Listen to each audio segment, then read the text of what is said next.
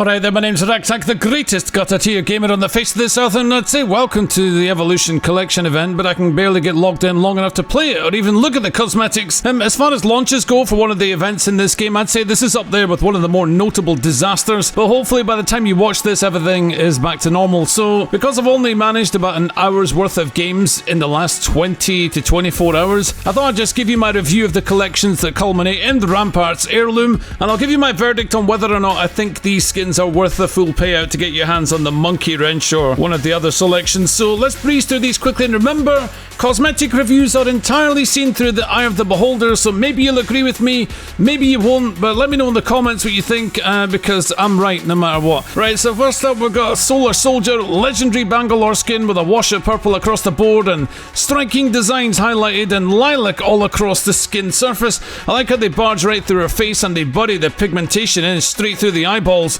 Little details like the layered plated armor right on the top of the legs, that looks really decent, and the signature smoke canisters add that military touch that we're looking for. The hair looks like it is never going to move again, but the colour, it's a great choice actually. It puts things on the palette spectrum of the accessories, you know, those stripes on the grenades and the gold and all the rest of it, prominent knee pads, and the abdomen's got a bit of gold on it as well. But having said all that, this looks downright weird, but I have to admit, it's my kind of weird, and I really like it. Okay, Hardened Circuitry. It's an epic crypto skin, animated circuits that seem to be carved into his chest as well. Some brighter flash skins like this, they scream a little bit of cyberpunk at you, but to me this just says cyber silly. It's okay, I mean, I like the hair and whatever that cybernetic tattoo is, or implants invading up his neck to the face, pretty menacing, it's decent. The rest of it reminds me of Dynamo from The Running Man. But Crypto is one of my favourite legends right now, and this skin is a lot better than some of the ones I own already, I can tell you. Octane Peak Performance skin, this is an absolute banger, just in time for your nerf there, pal, enjoy it.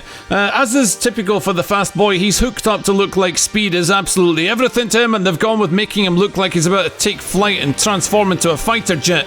You got aerodynamic wing-like shoulder and gauntlet pieces, they look fantastic. Blue tubing shows the stim delivery system, I think, and if you look on his abdomen, you'll see that his constant abuse of this substance is leaking through his skin. It's actually also on his arms and right creeping up on his neck as well. The helmet looks great, you got this kind of inverted shaping across his face, it creates a sort of like a jawline, and I think the colours, they're just hugely exciting for me. This is one of my favourite Octane skins in quite a while, and I love how they keep the attitude of the character in there right down to his open collar Under Armour. May as well bundle in the Mastiff skin while we're here. It's just really good to see for an aggressive legend. Give him the shotgun and watch him go. See the cheeky little blue triangles on the side there, we'll come to them later, and of course the blue tubing, matching pairs. This is definitely the way forward. Respawn, this is great stuff here. Mirage Data Leak. It fits the theme of the takeover by continuing to be as loud as the street punk paint themes are going to allow, but this is a total miss for me. I mean, we can't be too harsh with it being an epic skin, but I'm getting fatigued of this continual insistence to make skins have some kind of animated flow design as their selling point. Take out the stream of data running through him and then you're left with a relatively simple design with his checkered scarf and disastrous contact lenses. Silicone Dream, well, it might be someone's dream, but I'm not convinced that it's mine. Neon is the flavour here with the intricate circuitry lathered all over the longbow, and of course it moves like so many epic rarity designs before it. However, a couple of cool little features, such as it seems as if there's maybe, is that a fingerprint recognition on the side of the magazine, or it's just a dose of whatever, but there's quite nice patterns in there with the darkest shade of purple kind of waving underneath all that lighting. But given all the good longbow skins out there, this is one Silicon Dream I'd happily forget. Next up, Cybernetic Payload for Fusey. I think this is going to be quite popular, as this lends itself to the history of him having to mechanize himself somewhat due to the grenade accident. Hints of Kano from Mortal Kombat, or one of those cybernetic organisms from the Terminator series, and once again the skin lit up like a Christmas tree in these quasi fire-like circuits. The molten feel underneath the metal looks awesome. I really like how integrated this armor looks. There's also something immeasurably cool about Fuse having not one belt strap but two. Aqua Flow, what an utter disaster. If aliens could vomit, this is exactly what I imagine would come out if they barfed all over this gun. Yeah, it's okay. I mean, I get the deep sea vibe, and it certainly has underwater glistening to it, but I don't like what I don't like, and I don't like this. However, the colour choice is actually spot on in terms of what would match, and some cheeky devil gave the flat line a little pink trigger, perhaps it's meant to be some kind of aquatic tongue. Next up is Alabaster Titan for Lifeline, taking the cybernetics to a whole new level here. It's pretty cool, layered pieces where the flesh is perhaps unfinished, and maybe it's kind of intended to be a prototype kind of thing. And a part of me hopes that the hair buns are actually some sort of machine vent, or yeah, some kind of thrusters. I just want them to spin around, right? The blue syringe, seemingly precariously clamped onto the wrist, could actually just allow for a clenched fist stab right to the heart of your teammate to get them back in the... Oh wait, no, the drone does it. Oh well, so yeah, Lifeline looking like an actual heal bot. It's good. I don't think it's up there with the greats, but this is not bad. Time circuit for the 3030 looking just utterly average, so the effort that you put into your skins respawn is the effort I'm going to put into reviewing them. That's it, I'm finished reviewing it. Right, so cleanup crew for Rampart. This is the centerpiece for the collection event because this is a matching Rampage skin, and together I think these are beautiful things, so we're going to be looking at them one after another. There's like an industrial feel to this getup with what looks like hydraulic pipes of the future and armor made out of the sort of stuff that I guess you'd expect to see these on larger mech droids, but it is simply impossible to do this review without... I mean, I can't ignore that twitching hydraulic hair. What's going on here? I haven't equipped the skin yet, by the way, but I'm hoping that the helmet comes down when you use Sheila. I mean, we can but hope, guys, right?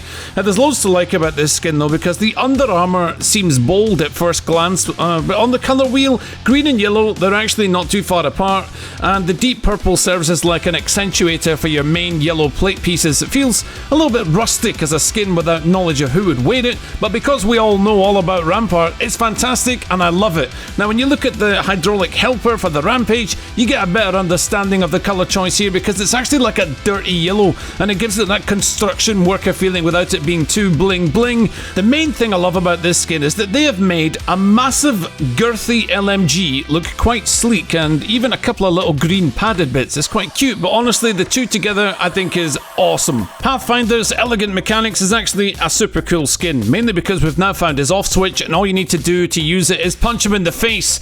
It's a freaky little display in his chest for the emoting and whatnot as well, but the crowning achievement for this skin is the contrast between what would be muscle fibers on an endoskeleton with the smooth metallic armor on top. The fibers seem to just intermittently shimmer, and I find it quite hypnotic, but the focus is strangely always drawn to the upper torso, with Pathfinder's head and shoulders just demanding your attention. Other little details in there that you could easily glaze over are things such as the carbon fiber on the hands, they're also on the knee pads, and of course the face itself, but I'm not convinced that it's meant to be the same material. Definitely the same colour though. It's truly a bizarre skin overall, but I really like it, as I think this is probably the least Marvin-like incarnation I can think of. Artifact Finder. I'm sure I looked at a Hemlock skin before and it was also the same as this, pure pixelated garbage. Looks like someone has used a star chart as like a handkerchief and blew their nose on it. Of all the Hemlock skins I've ever seen, this is now up there with one of the ones I dislike the most. Good job, Respawn. That's a great achievement. What else we got? We got Wraith with the Neon Spectre skin, and by God, that cloak will not stop quivering. It doesn't even know what dimension to go to anymore. Perhaps several Wraith skins are wearing this at once, but anyway, if you've been noticing triangles appearing in other skins, this is the one that hammers at home and hides absolutely nothing. Wraith getting another of what I would consider top tier approach with the unsubtle usage of the word Spectre, and then treating the skin with like an ethereal, deathly pale blue, and hair as if it looks, well, the hair looks like kind of like a dark portal. It's barking mad, and to me, this is absolute perfection. The right glove is literally pulled apart, showing perhaps like a metaphor towards that which is in this world, but also on another plane as well. The purples are amazing, and this ties in really well with another matching skin, the Sentinel, which I think I've seen exactly 0 Wraiths pick up in Apex Legends ever. It's all R99 wingman, isn't it? Anyway, the same deal with this gun. You get the triangle, loose wrapping, and ethereal blues. I cannot overstate how awesome I think this is, and together these two skins are just fan-dabby-dozy. So you got the Rampage and Rampart, and now you've got Wraith with the Sentinel that they'll probably never pick up. Good job, Respawn. R301 skin, Amethyst, Apathy. I thought this would be an epic, to be honest, but then if the other epics are the measure of your effort in the skins, sure, keep that as a legendary, whatever. Nothing too exciting here, to be honest. It's nice enough, and the understated gold amidst the purple and the dirty metal perhaps offers something different for those looking to get involved in the madness, but maybe not burn out their eyes with the neon. It's okay, don't get me wrong, it's fine, I like it. It's not great by any standards, but yeah, nice enough. 1800 coins though if you were to buy this, and what not in your life. Skydiving emotes, these usually look really good. You got a cool looking animation with Revenant destroying. Wait, that's my baby. That's Crypto's drone you're doing? That's a terrible emote, Respawn. That's one of the worst I've ever seen. Get it out of here. You got Seers. This is also a lot of fun, but it gives me flashbacks to the Riders Republic beta, and that was quite possibly one of the only times where I've ever actually lost it live on stream recently, saying naughty words in the process. Yeah! Pathfinder's emote here is actually hilarious. It feels like one of the longest ones I've ever seen, but is it just me, or are you also rooting for him to fail one of these and just fall flat in his stupid face? Just me? Yeah, okay. The charms look good. I prefer the Octane one because the other one, this portal, it looks like a butthole. Finally, the Monkey Wrench, holder of Rampart's bubblegum. Is this an heirloom? I think it's worth having. Well, it's okay. I mean, yeah, alright, look, it's cool. If it's a legend and if you play Rampart, I think, yeah, this is worth getting because most of the legendary skins are absolute bangers, so leading up to it and then getting the heirloom as your reward, fantastic, no problem. But it's one of those things where you need to be like me and play a little bit of everyone and a little bit of everything to justify a crazy amount of money. And make no mistake, splashing out to get the heirloom, is it like 17,000 coins? It's insane.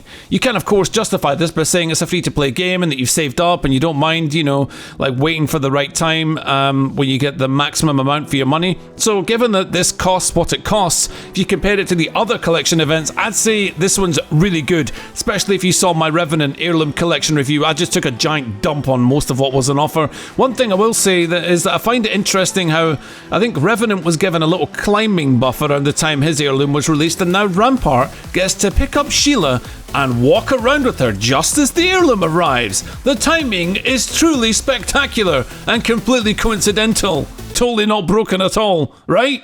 I'll try and get you some gameplay, guys, as soon as I can get logged in. Later.